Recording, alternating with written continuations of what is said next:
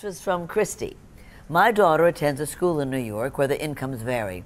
We often host play dates with lots of different snacks and art projects. I sometimes feel like the other children who are less advantaged ask my daughter where she gets certain toys and if they can have them. My daughter realizes how fortunate we are, and she often wants to give them her belongings. What do you think about this? Well, first, I would stop and pat yourself on the back that you've raised a daughter who is generous.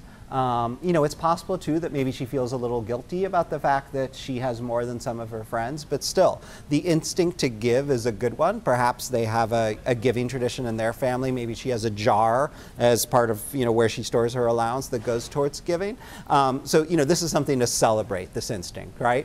You know, the danger here, or the potential problem, is how the other child's parent or parents actually feel about this, right? Because nobody wants to necessarily be the recipient of a classmate's charity. And even though you may not mean it that way, or your child may not mean it that way, the other parent may perceive it that way. So, you know, one thing to do is to, you know, call the other parent and say, hey, my daughter was, you know, on the play date today, they were having a great time playing with this or that thing, and they were having such a good time that my daughter wanted to give, you know, this toy or these art supplies to your child to take home so that, you know, they could have it at their house too. Is that okay with you? And that way, you know, you've allowed, you know, your child to sort of express that generous instinct, but you've also asked permission. And most parents in that instance will say yes. And if they don't say yes, then you can explain to your daughter, you know, we asked first because it's usually nice to make sure that,